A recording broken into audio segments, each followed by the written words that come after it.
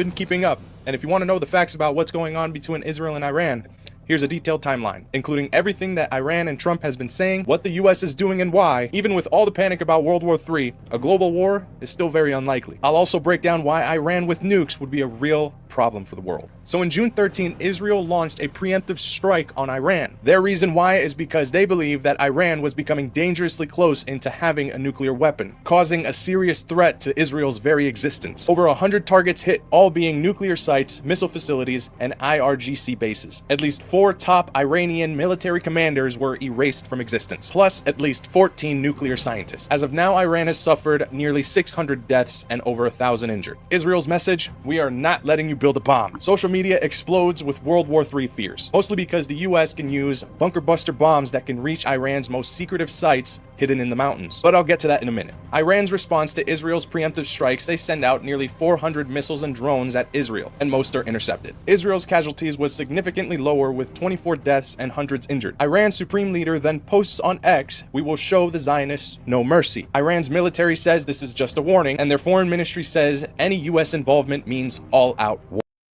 war. After this, the What's going on, Rudy? What's going on, Felicia? Everybody hit the like button, hit the thumbs up button, share this video, because this is very, very, very, very important information. So share this with everybody you know. Share this with your kids. Share this with your co-workers. Share this with your family members. Share this with your friends. Share this in every group chat you have, because something may be happening in the next 24 to 48 hours.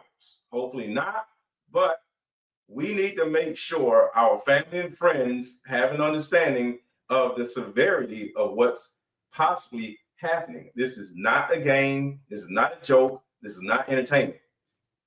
So hit the thumbs up button, share this video, and drop your city in the chat. Let me know where you at. Drop your city in the chat. Let me know where you at.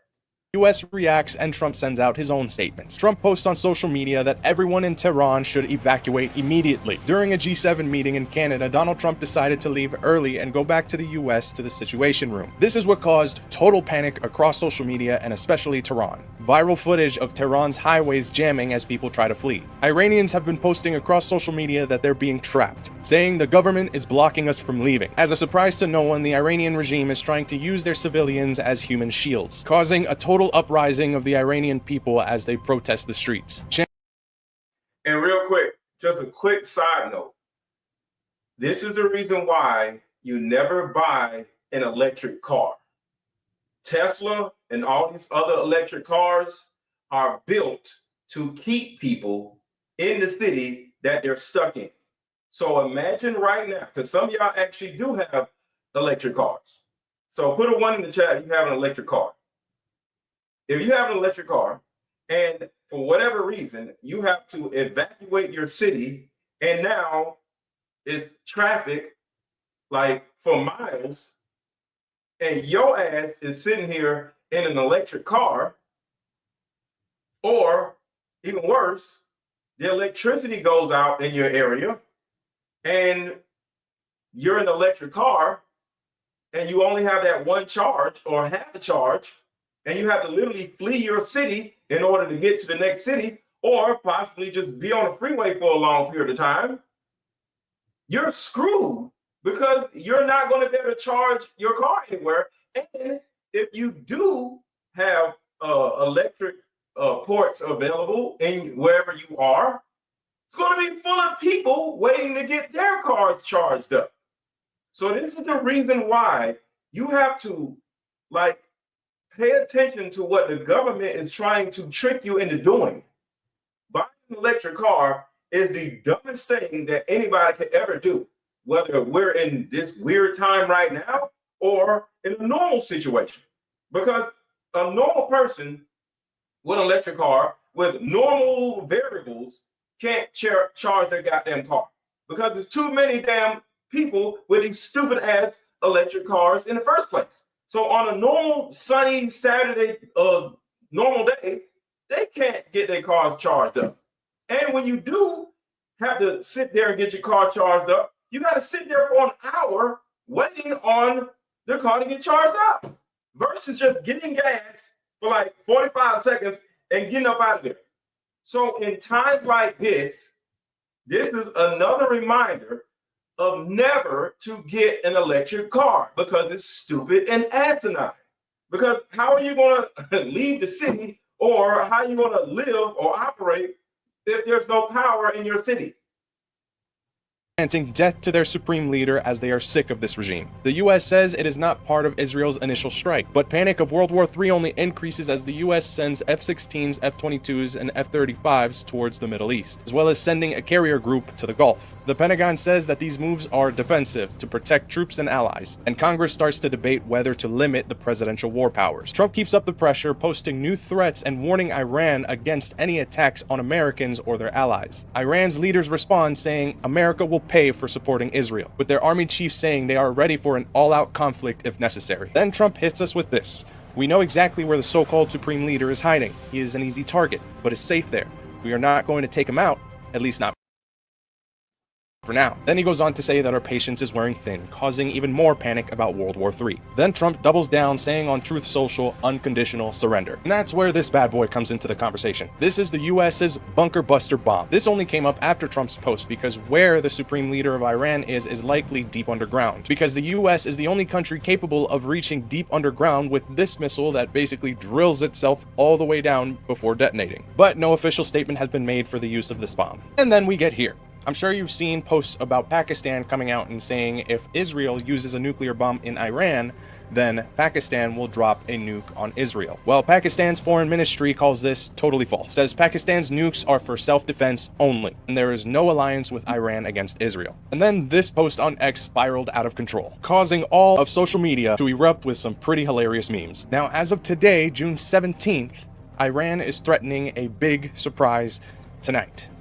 What that is, we're just gonna have to wait and see. I will be posting this in the morning, so I'm sure I'll have updates. Now, why World War III is very unlikely. For one, there are no global alliances. Russia, China, Pakistan, and others aren't joining a war with Iran. Pakistan's nuclear pledge was false. They don't really have any treaty obligation. Iran doesn't have a NATO-style defense pact that will drag in other countries. Russia, China, and yes, even the US are pushing for de-escalation. The US is positioning defensively, and Russia and China are only giving diplomatic support, not military. So basically, Iran is on their own. Now, why Iran having nuclear capabilities is dangerous. If Iran had nuclear weapons, the whole Middle East would be on edge 24/7. Iran has also made it abundantly clear that they want to wipe Israel and the US off the map. Not to mention, Iran funds terror groups like Hezbollah and Hamas. This raises the risk that nuclear material could fall in the hands of extremists. This could also spark a nuclear arms race in the region with Saudi Arabia, Egypt, and even Turkey. And under an oppressive regime, a nuclear power can be used for coercion, not just defense. My take? Trump's post to evacuate Tehran puts psychological pressure in the Iranian government. He wants civilians to leave vulnerable areas, maybe to isolate regime figures, or boost panic at the top. The Iranian uprising from its people springs from the government's failures to protect its citizens. They were trapped, blocked, censored. People are angry and scared. The threat of World War III is largely fueled by social media panic, but global policies and alliances don't support a global war. So while the risk of World War III is all over the news, the reality is this is just a regional fight. Serious, but not global. But if Iran ever got a nuke, we would have a much bigger problem.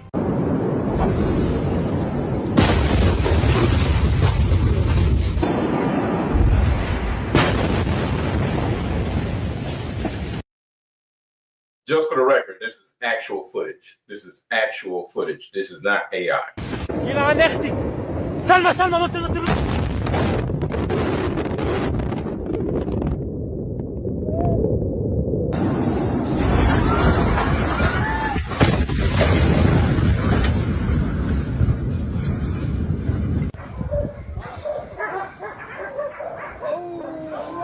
يا عذرا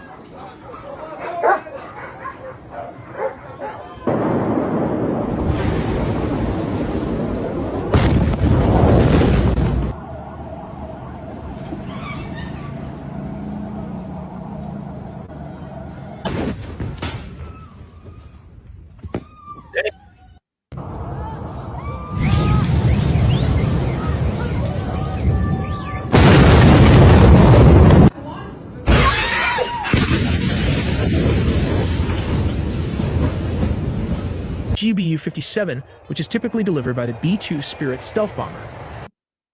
All right, so let me add little bit of understanding to all of this and a little bit of understanding of what you can actually do in this scary situation.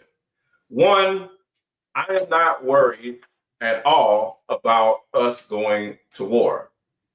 Now, would it be something that can happen? Yes. And we have to be prepared if it does happen. Is it going to happen? No. Hence what the guy said. But it's important for us to be prepared.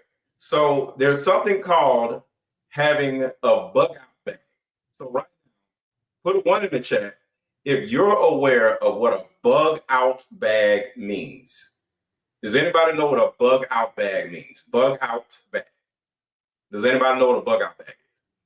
So a bug out bag is a bag, suitcase, or a book bag, double bag, that has every supply that you would need in case you had to just leave straight out the house without having to grab anything, which means, it's a survival kit. So which means, say there was an explosion right over there.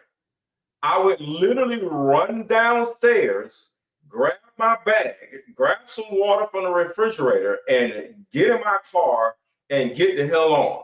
And everything that I need to survive is in that bag.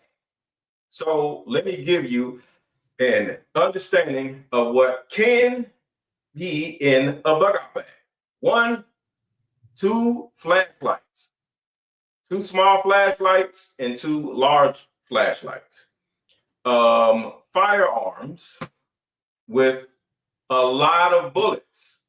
A lot of people don't really think about bullets when it comes to a firearm. In a survival scenario, you have to think about days or weeks of having to defend yourself, or an actual shootout to get you out of an area. And in a shootout, a clip full of bullets is gone in probably like 30 seconds. Pop, pop, pop, pop, pop, pop, pop, you're done, right? So people don't pay attention to how many bullets you need. So firearms with at least 10 magazines, at least 10 magazines. And for those who, don't have firearms, always get 9mm and not all this AK-47, AR, all this other stuff. The reason why is because traveling for a long period of time, or just having a bag on your back, and you got a big gun, and it has big bullets, bullets are extremely heavy. So you can't travel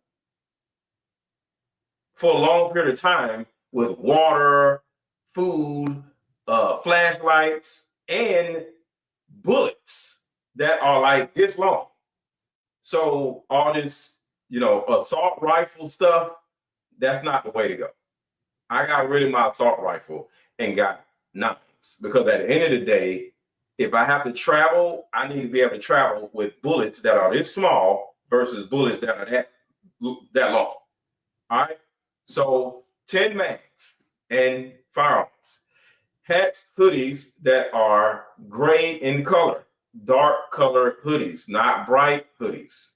So if you got to go out in the woods, or if you have to travel, you just put a hoodie on and you could be, incognito or incognito. All right. Jose says, I have a question. Drop your question. I'll answer your question. Next is cash, actual cash, and not cards, because your card may not work if there's no power. But cash get you on a boat. Cash get you. You can give somebody some cash, and say you don't have a car. Say your car break down. Hey, I got some money. Hey, I got money. So say you're on the side of the road and your car break down, right? Well, you can literally wave money and be like, help, right? That's dangerous, but if you got money, somebody will help you and pick you up. A door security bar that means a bar that goes up under the doorknob. So say you gotta get a hotel, or say you gotta be somewhere else. Say you gotta be at somebody else's house and you don't even really know them, but you scared and they said, come over here. Well, you can get the security bar and put it up under the door just in case they try to come in the door. Solar generator. Now that's a big one or a small one. You can get a solar panel that has a charger where that'll fit in your bag, or either an actual big generator. Jose had a question. Do actually think that Iran is wrong for making threats against U.S.? Iran can do whatever they want to do. You know, I don't have an opinion on whether they can do something or whether they can't do something. That's not my business. But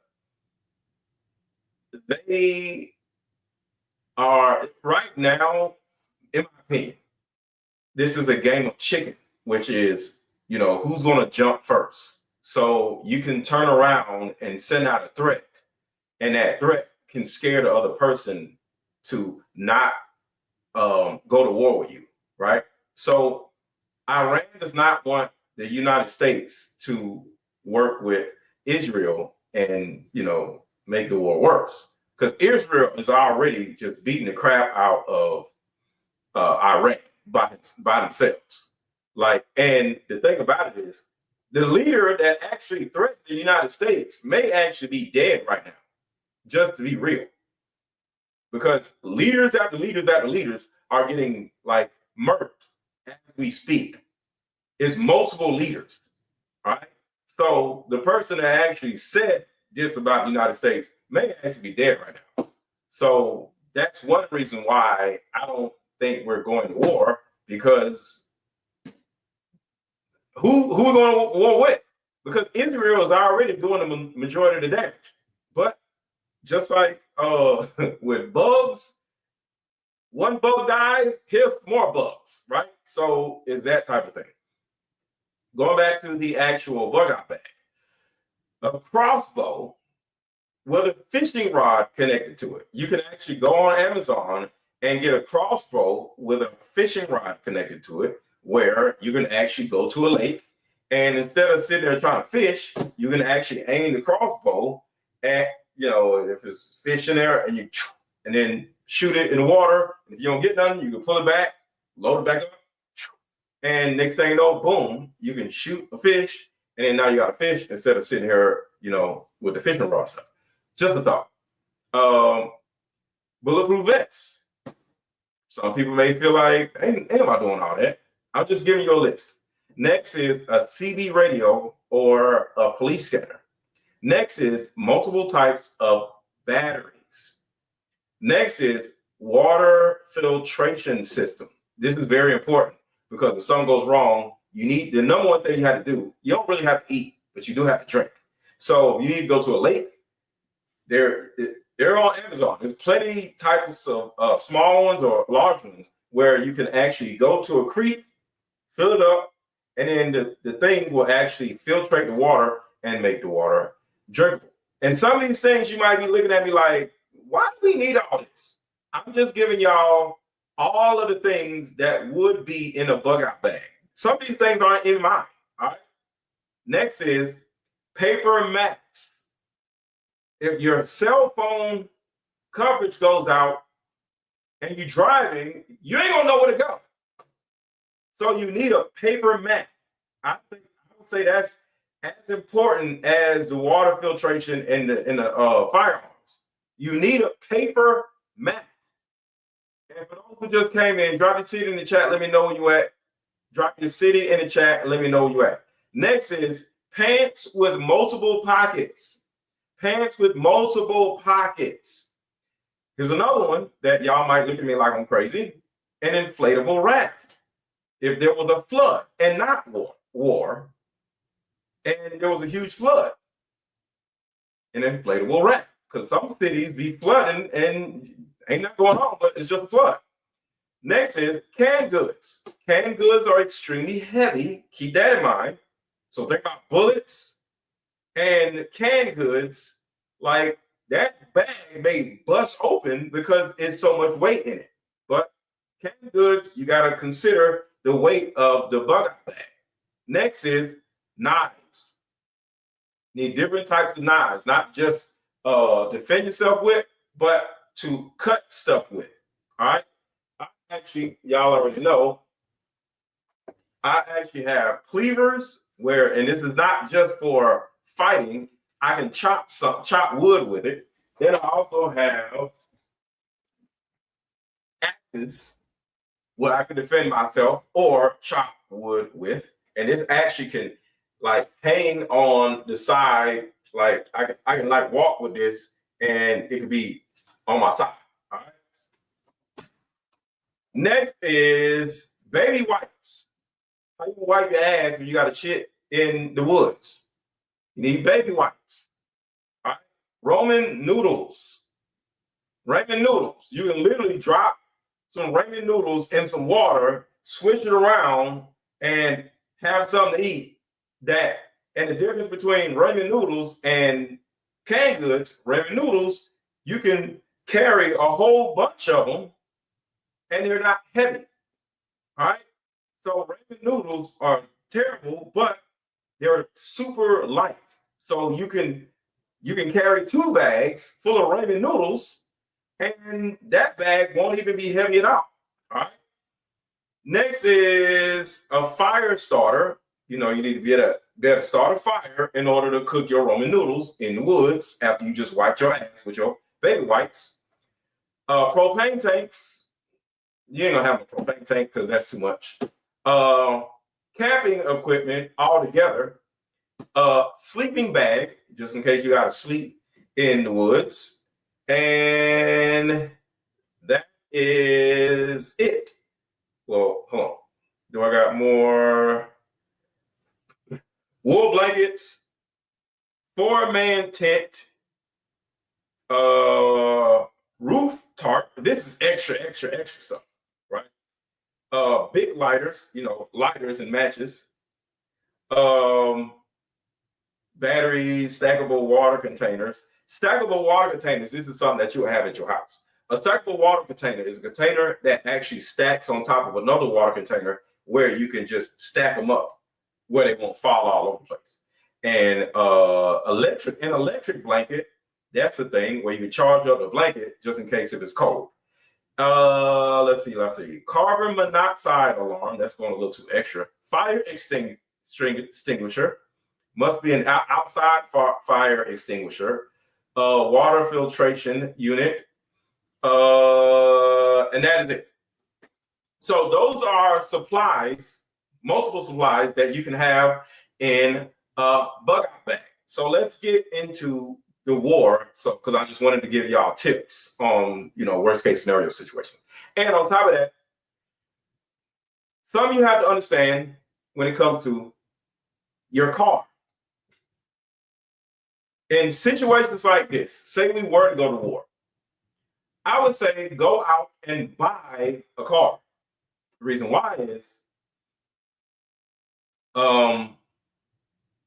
your car in shape may not last. Say you need to get out of town, say you need to drive to a whole other state, right? You might have a little ragged ass car that has issues, right? Your car is not going to keep you alive if you got to spend a night in it, or, you know, because it's ragged, right? It's just a thought.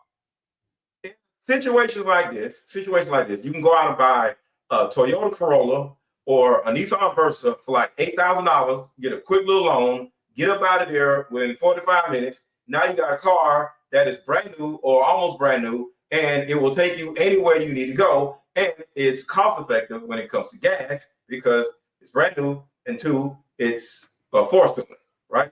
So that's a crazy thought, but it's a thought, right? Because you always have to think about, can my car take me out of state? Can my car take me to Florida if I need to drive all the way to Florida? Can my car sit in bumper-to-bumper traffic for like 10 hours or some shit or whatever? You know, so you got to think about that. Another thing about a car is you got to make sure you got gas. Because in 2008, 2006, something like that, some started happening in the world, and then in Atlanta, I'm in Atlanta, there was no gas. Put a 1 in the chat if you ever experienced pulling up to a gas station and all of the gas pumps had the yellow bag on them, and or either it was a sign at the gas station that said no gas. Put a 1 in the chat if you've ever seen a gas station literally say, "We don't have no gas." I've seen it. And I had to go to another gas station. And it was like 7 different gas stations that had no gas, right? Well, guess what? By the time you get to the gas station that does have gas, it's going to be a line down the street because they're the only ones that got gas. So you got to make sure you have gas in your car at all times. So every day before you get out of your car, make sure you fill your gas tank up to make sure you have gas. Because worst case scenario, you got to get out of your city or drive out of state.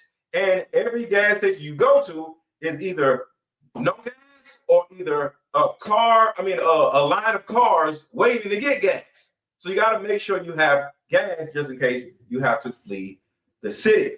All right. So this video I'm about to play right here is why, because some of y'all are wondering, why does the United States have to or feel the need to intervene in this war? Well, Iran has, the reason why there's an issue is because they actually have weapons of mass destruction. All right. And the United States is like, yo, you can't have that because you are now a threat to everybody, right? So you can't have that. It's kind of like somebody has a meth lab in their house. You can't have a meth lab in your house. So, the DA is going to come in and kick your door in and take you to jail, right? So you can't have certain things, right? You can't have nuclear warheads and all this other shit, right? So their nuclear warhead facility in Iran is buried 100 meters underground, right? And even though Israel is bombing Iran right now, guess what? They can't get to the nuclear facility. Tehran, Iran, they can't get to the nuclear facility because they don't have what is needed to bomb or make something that far up underground explode. So this is where America comes in at. So I'm going to play this video and it's going to explain how to actually get down to the nuclear warhead facility that is buried 100 or more meters down underground.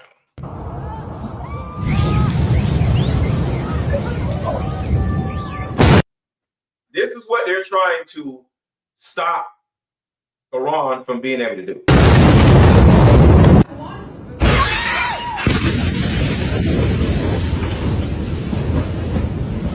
GBU-57, which is typically delivered by the B-2 Spirit stealth bomber. Due to the bomb's large size and weight, the aircraft can carry only 2 of these weapons in its bomb bay compartments. While it lacks thrusters, the weapon is equipped with 4 active lattice fins and a precision guidance system that enables it to glide accurately to its target using military-grade GPS. Constructed from a specially designed high-performance steel alloy, using its weight when falling under gravity to penetrate or dig itself up to 200 feet of underground soil or concrete. So it digs itself underground before it explodes. It's called a bunker buster bomb. We'll also look into the difference between the massive ordnance penetrator and the mother of all bombs with step-by-step process of how they work, all in the video ahead.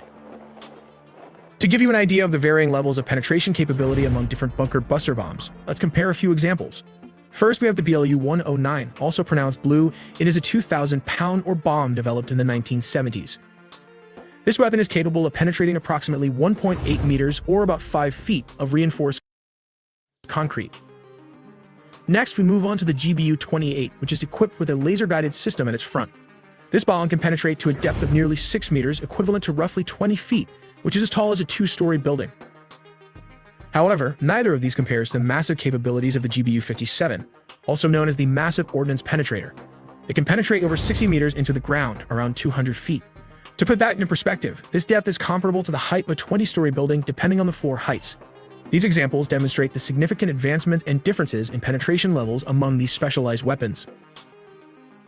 Let's put an average human here against this weapon, which is 20.5 feet long. Yesterday, the European Commission released new guidelines urging citizens to immediately begin to prepare for what could happen in a 72-hour crisis, for a blackout, for internet communications to disappear, and for possible WAR. So this stockpile allegedly should be started immediately and should be prepared in order to last you for 3 days in the event of a crisis. There was an 18-page document that warns that Europe is facing a new reality married with risk and uncertainty, citing Russia's full-scale war in Ukraine, rising geopolitical tensions, sabotage of critical infrastructure, and electronic warfare. EU is stating that they issued this document as a wake-up call to its citizens to begin to prepare for the worst possible. Israel attacked Iran. Iran retaliated. Israel went into this knowing that they were going to need the United States because Iran's nuclear facilities are located a half a mile underground, and the U.S. is the only country that possesses the technology to get to that and blow it up. So we are going to give Israel the bunker buster bombs because all of our politicians are bought for by Israel. And then there's going to be a terrorist attack in retaliation by Iran.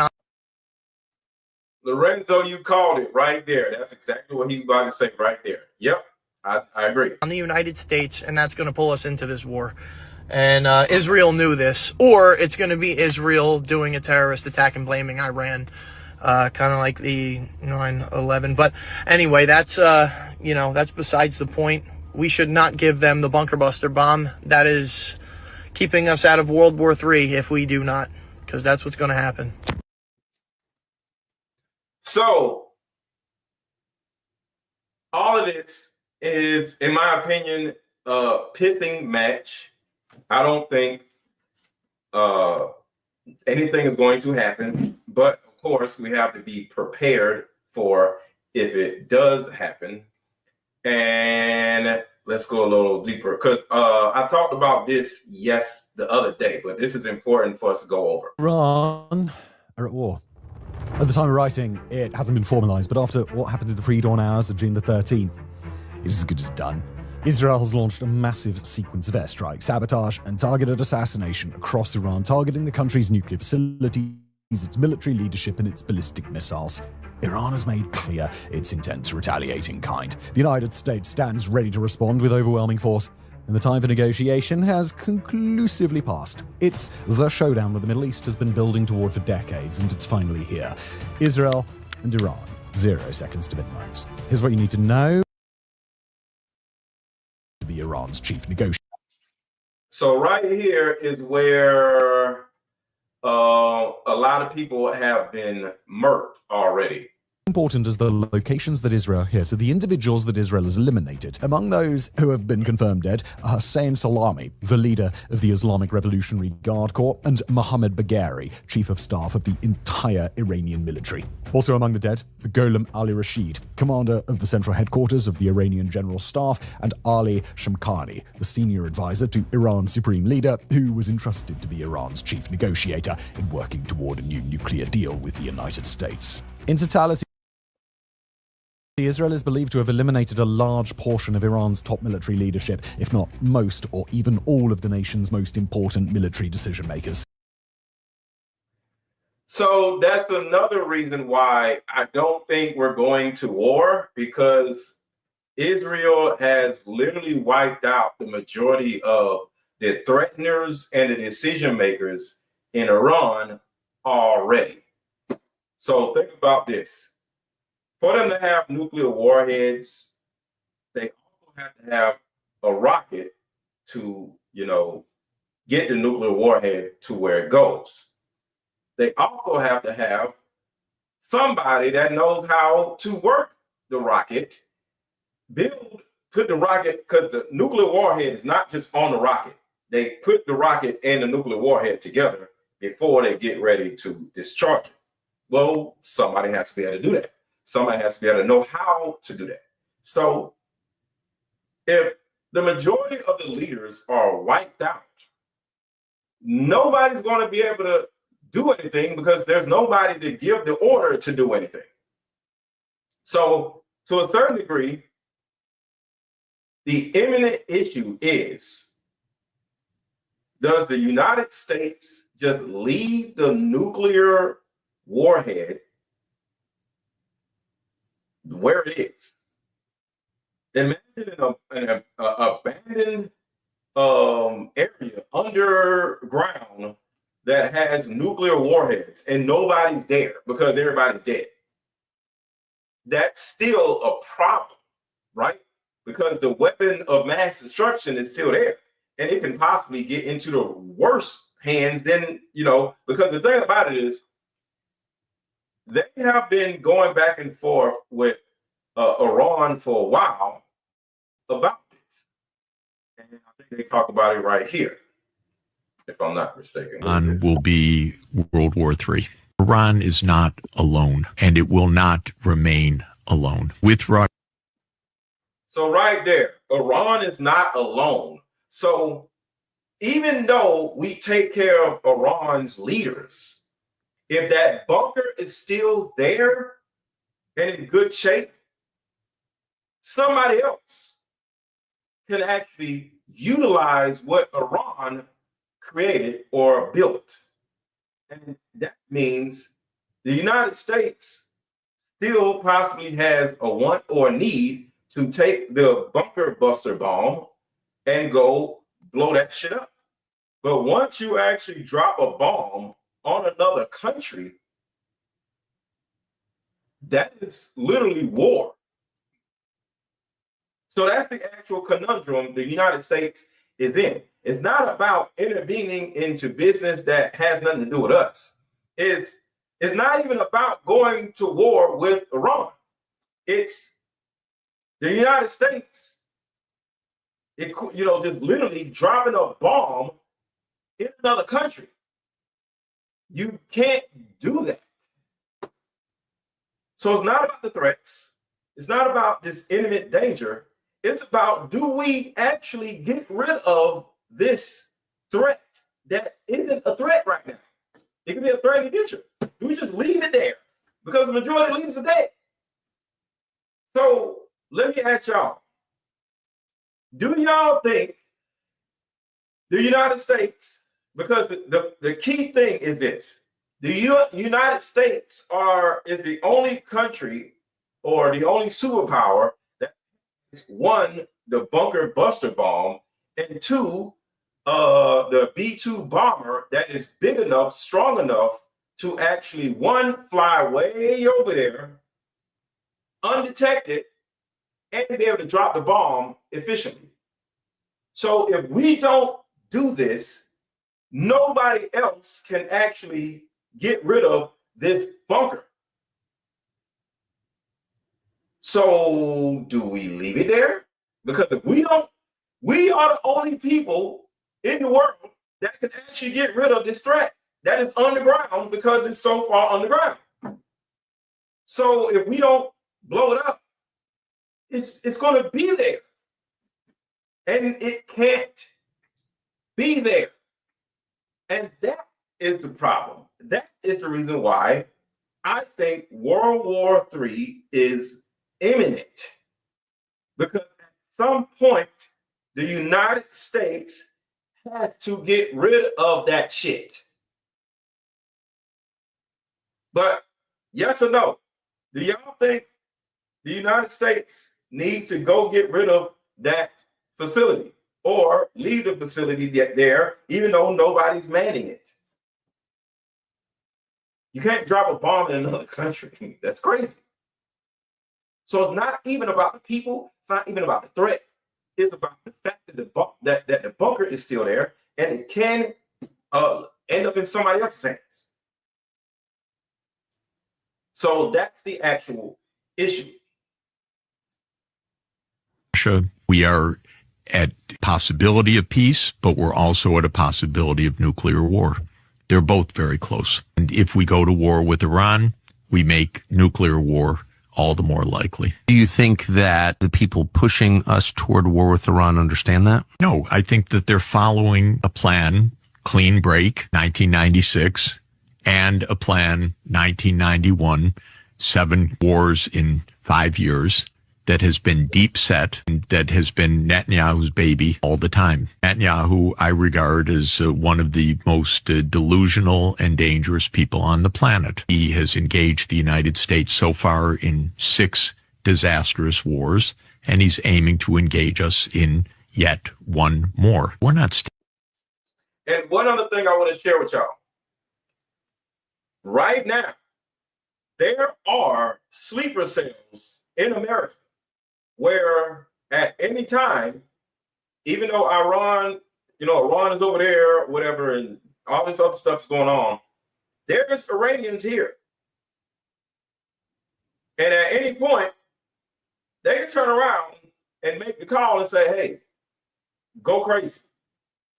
And they can just go crazy in America, and we'll be like, oh, what's going on? That's the reason why we need to be prepared. So it's not about what's going on over there.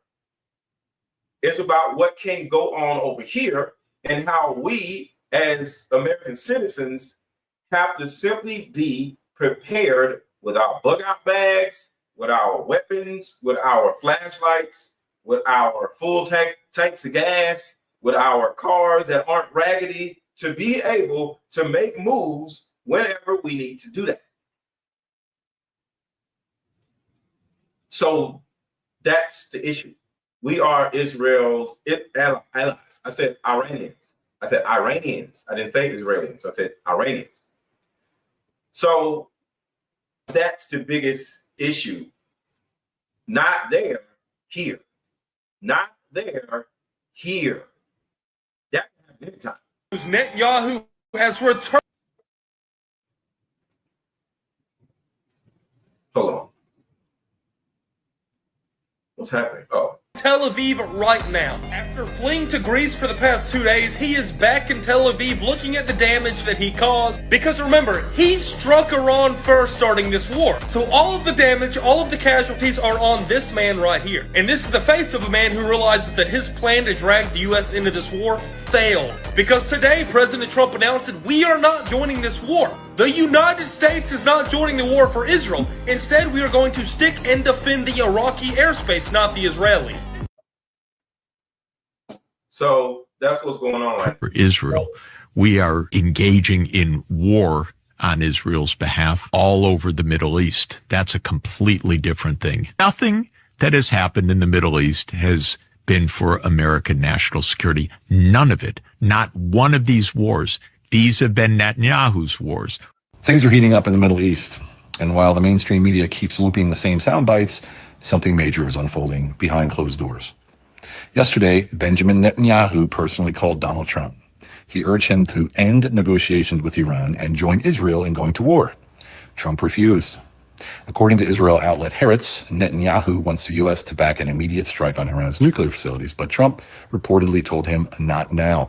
He refused to give the green light and told Netanyahu to stop fueling public discussion about a possible attack. Now let's zoom out for a second. If Israel moves on Iran alone, and the U.S. holds back, experts say Israel would last maybe 2 weeks before the region spirals out of control. And whether we back them or not, the world will still see America as guilty by association, which means the U.S. might get pulled into the fight either way. That's one front. Then we've got Ukraine, where speculation is growing that Putin could seize this very moment if global attention is locked on the Middle East and strike with overwhelming force to end the war on his terms. No negotiations, just brute resolution. And that would open a second front. And then there's a third. The unrest growing inside America itself, social division and political tension that you see on TV. And sleeper cells. Now think about it. That's 3 fronts. Middle East, Ukraine, home soil. And y'all got to remember, we're presently having all kinds of protests going against Trump and all this other stuff with the ICE situation.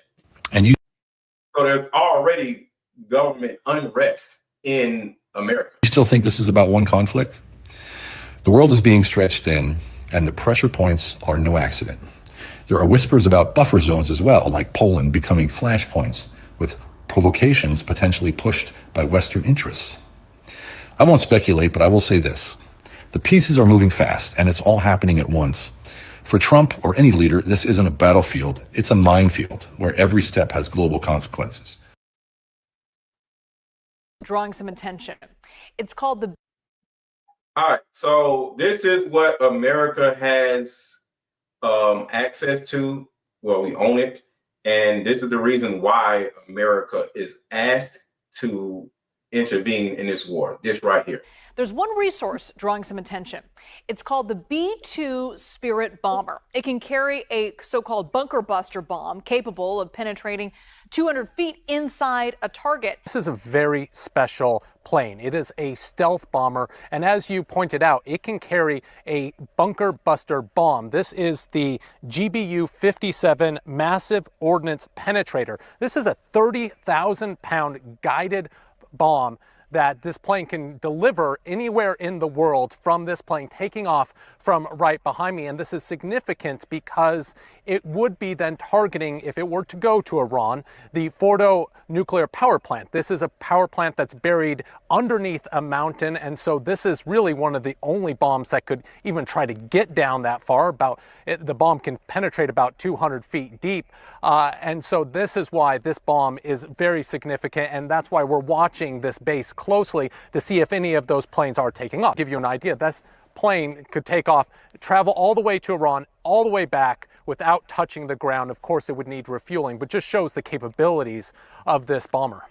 There's so much at play going on if the U.S. were to use something like this. First off, the United States has bases throughout the Middle East. So far, Iran hasn't directly targeted those bases. If the United States strikes Iran, those bases could then be targeted, putting U.S. personnel at risk. And so that is one big consideration. Also, striking this power plant, could it destroy Iran's nuclear capabilities? Possibly. But also, would Iran then dig deeper or try to develop a nuclear bomb in another way? And that is another issue. If we actually do bomb the place, everybody hit the like button, everybody hit the like button, and drop your city in the chat. Let me know where you at, if you have not already. If we do bomb this site, and there are still people over there that can make more bombs or whatever, which I don't think they can, they might just dig deeper. So the second we actually start war, which is bombing the area, we're now in war, and they can turn around and do some more shit. And what if the bunker buster does not get there and it doesn't do what it's supposed to do? We've all tried anything in life and it didn't do what we expected it to do. So what if it fails? What if the bomb just doesn't even go off? What's up, Patty Pam? What if the bomb doesn't go off? What if something goes wrong? What if something malfunctions? What if it doesn't go far enough? And we just dropped the bomb in another country. That is another risk right there. An attack on Iranian nuclear facilities. Can you comment on that? Is that accurate? And they said the attack is what? That you waved off an Israeli plan to attack Iranian nuclear facilities. I wouldn't say waved off. I'm not in a rush to do it because I think that Iran has a chance to have a great country and to live happily without death. And I'd like to see that. That's my first option. If there's a second option, I think it would be very bad for Iran. Israel is preparing military strikes against Iran's nuclear program with full US support, as evident in the Pentagon deploying B-52 and B-2 bombers to Diego Garcia, an island military base located in the Indian Ocean. This rapid buildup is supported by the deployment of 2 aircraft carriers to the Red Sea and the relocation of Patriot and THAAD missile systems in the region. Okay, so Eric said, mind your business. Let me ask you, Eric, or anybody else who wants to answer. Do you just leave all of this stuff over there for somebody else to have access to it? And that is the issue right there. Because I don't know. There's just a lot of variables to this. Trump is applying a maximalist pressure campaign to force Tehran into rolling back its nuclear capabilities. His message is clear. Either give up your nuclear ambitions or we will bomb and invade you. It's the exact same threat made against Saddam Hussein. But unlike Iraq, Iran does possess weapons of mass destruction, having acquired enough material to produce at least 2 nuclear warheads. Well, Iran is weakened in the region, but Iran has significant amount of missile capability still. And Iran has a very advanced nuclear program that, yes, it can be bombed, but it cannot be destroyed from the air, and it can be rebuilt. And so just bombing Iran's nuclear facilities does not do away with its nuclear program. And that exactly is where Iran's leverage is. That part right there, that is the issue right there. Significant amount of missile capability still. And Iran has a very advanced nuclear program that, yes, it can be bombed, but it cannot be destroyed from the air, and it can be rebuilt. And so just bombing Iran's nuclear facilities does not do away with its nuclear program. And that exactly is where Iran's leverage is. The United States can start a war with Iran, but it will not get to finish it. It will not have the say as to how Iran would react or whether Iran would go nuclear or not. And therefore, I think the Iranians understand that war is not in their advantage, but is also not in America's advantage either. And they have enough nuclear capability right now to hold America and Israel's attention. And that's what is bringing the United States to the diplomatic table. So this is what's happening right now. I'm going to keep up with this type of stuff just to, give y'all an understanding of what's going on. So a summary of what actually is happening right now. America does not need to be a part of this war, but there is nuclear warheads underground in Iran that can't be there. That's the first thing. So America literally has the only answer to this problem, which is the B-52 bomber. And it can actually carry something called the bunker buster bomb that will bury itself 100 meters underground and explode after it gets to its target. And next thing you know, problem averted.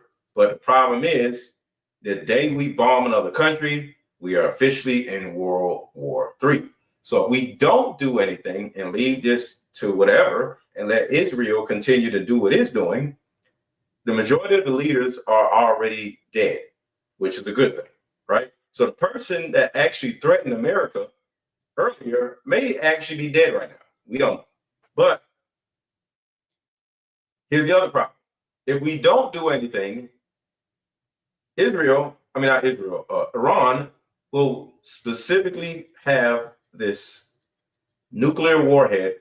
I think it's 2 nuclear warheads and rockets just sitting in sitting in Iran with nobody there to man it, which means somebody else can go in there and get access to it and then cause a nuclear war with America or whoever, or Israel or whatever, because imagine that somebody's house burnt down around the corner from your house, right? But you are the only person that knows that they have a vault with $5 million in it that did it under the rubbish. You don't think you will actually go over there and try to get to the vault? You would. So an outsider can actually take control over what somebody else built and actually cause a nuclear strike. And a person or a group of people, they wouldn't even be able to be negotiated with because you don't know who the hell they are. So right now, you can sit down with leaders who are now dead and negotiate. But now the leaders are dead. There's nobody to negotiate with. So whoever gets access to the warheads can just shoot them off. Because I don't know what's all down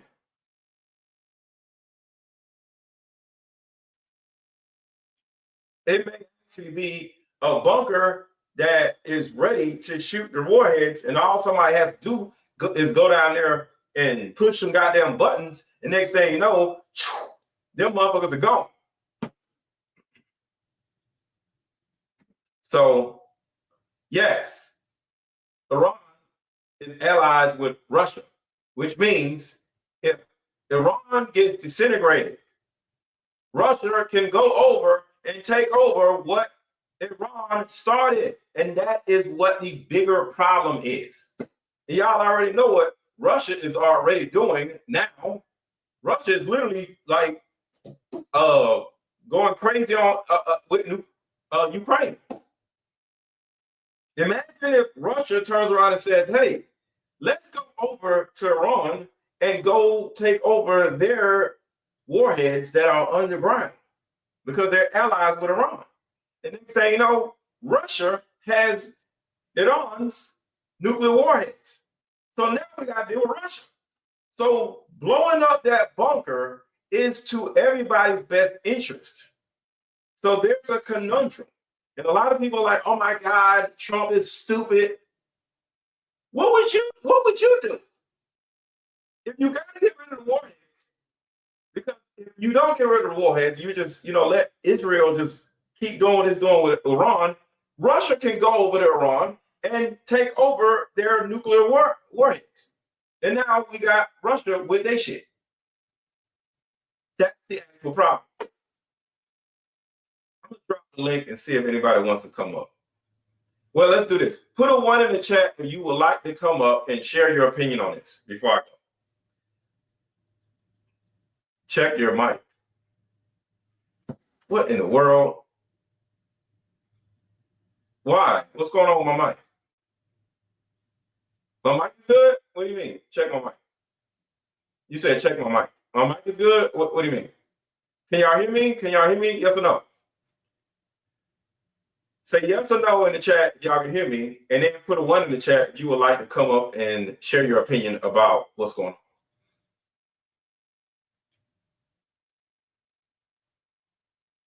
Somebody?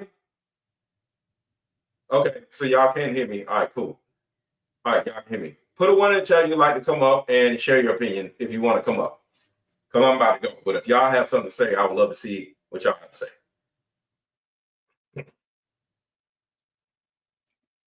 The mic is going in and out. Oh, shit. Okay.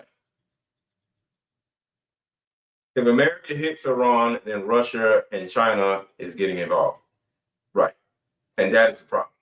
That is the problem. And there's a possibility that all this shit is literally a damn setup. So, yeah.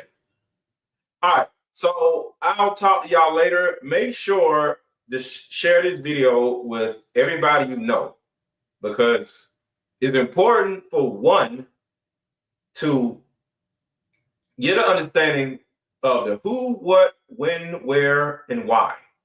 The why is we feel the need to intervene because of what I told you.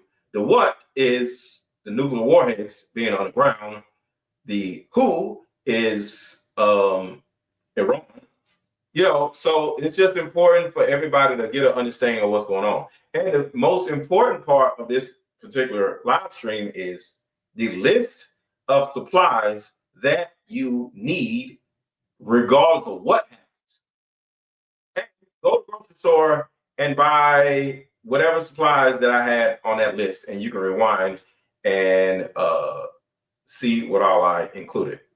Thanks for the better understanding. Thank you. I appreciate you, Pam. So talk to y'all later. Y'all have a good rest of y'all's day. We meet up at a coffee shop and play this fun dating card game. We'll have fun and see if we're compatible all at the same time. I hate when it does that. Hey, how about we meet up at a coffee shop and play this fun dating card game? We'll have fun and see if we're compatible all at the same time. Ooh, what's the name of the game? It's called Deeper Discussions. I'm down. Okay.